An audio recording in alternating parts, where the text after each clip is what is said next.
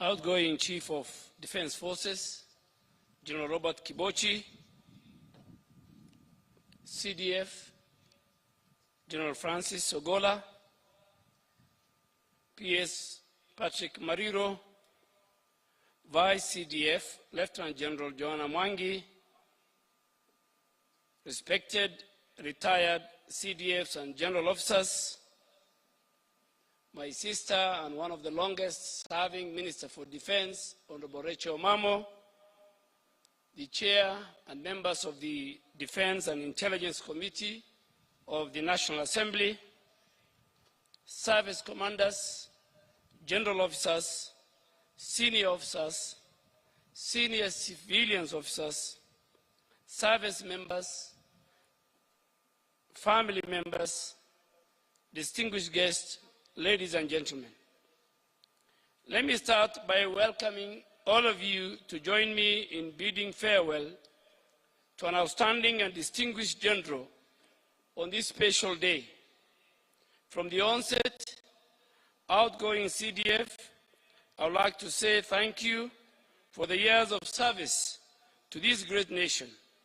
You have faithfully dedicated 44 years of your life diligently serving the people of Kenya. A look into your illustrious career shows that Kenya heavily invested in you by providing training opportunities from when you were a young officer through to middle-level training to executive and strategic levels of education.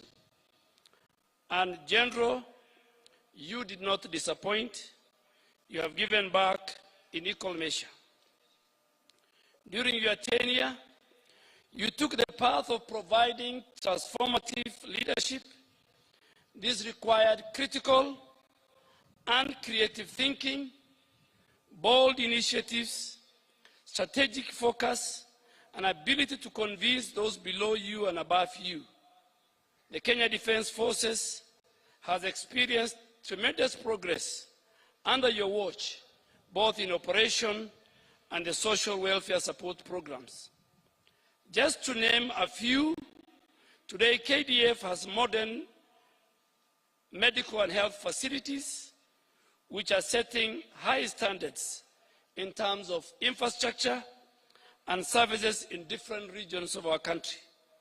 KDF has also set up the Wellness Center to address the emotional, psychological, and social well-being of its members and families.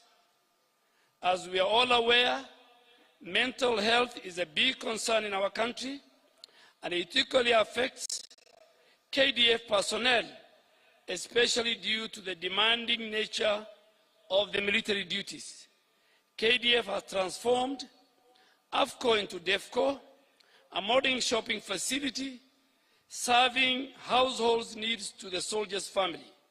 Today we have the Veterans Act, which has allowed not just the much-needed recognition of those retired military personnel who dedicated their lives serving our country, but also ensures certain critical services are available to them. In the last few years, our region and indeed the world has continued to experience a myriad of complex security challenges.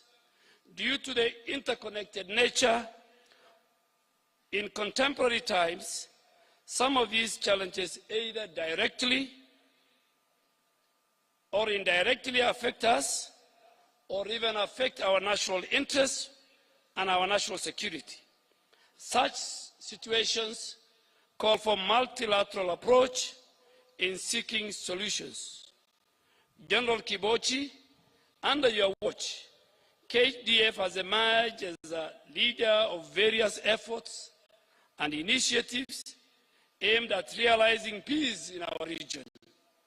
Our contribution as part of ATMIS and Somalia Frontline State Initiative remains central in defeating terrorism in Somalia.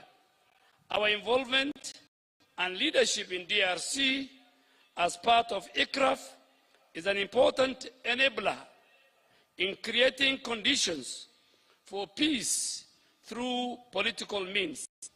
In Ethiopia peace process, KDF is providing leadership for the AU monitoring, verification and compliance mission, an important step towards securing lasting peace for the people of northern Ethiopia and the achievement of full implementation of the cessation of hostilities agreement.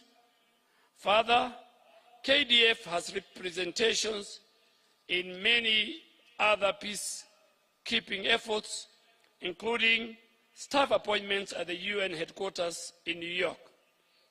As the saying goes, crisis situations require high-level leadership. General, you have provided that high-level leadership during a time of volatility, a time of uncertainty, a time of complexity and sometimes ambiguity in our region. And for that, I would like to say thank you very much. While KDF has a big impact in undertaking its primary mandate, a lot has been done under the ambit of its secondary role, which is to assist and cooperate with other authorities in situation of emergency or disaster and to restore peace in any part of Kenya affected by unrest or instability as assigned. Through the multi-agency cooperation and the whole of government effort, KDF under your watch has undertaken many humanitarian civil assistance projects, which include building of boreholes, building of dams, building of hospitals, distribution of examination papers during the national examination, and currently the non-combatant evacuation operations for Kenyans who are affected in Sudan. These are clear indications that your leadership was firmly focused on achieving the mandate stipulated in our Constitution. Behind the success realized by our forces, there was indeed a stalwart leadership which you provided at the helm. I can therefore confidently say that as the 10th CDF of the Republic of Kenya, you have without any doubt set up a firm foundation for KDF to continue with an upward trajectory. The strong institutions that have been built, the military doctrine and the capabilities developed will continue to ensure KDF remains a highly professional and reliable force regionally and globally. We all have many goals, and it's possible that you are retiring without accomplishing some of them. But given the complexity and the predictability of the world we live, every day presents a new challenge. So you can therefore pass the torch, knowing you have made positive changes which indirectly impact the operational effectiveness of our forces and their welfare going to the future. Your service has been in a special place in our institution, which is rich in history and tradition. Future generations will hear about you, they will study your philosophies, and they will learn from what you have done while in service. Let me also thank your wonderful family in a special way for the support and the sacrifice they have endured. It's through such support that enabled you to do what you did on a daily basis. To the family, you have contributed immensely towards the General's achievement, and we want to thank you. Lastly, I want to wish you a happy retirement. I would also want to thank and reiterate what the President and the Commander-in-Chief said, that you should always continue to contribute towards and nation building, even in your retirement. I also want to thank General Francis Ogola. A man I have worked very closely in the last few years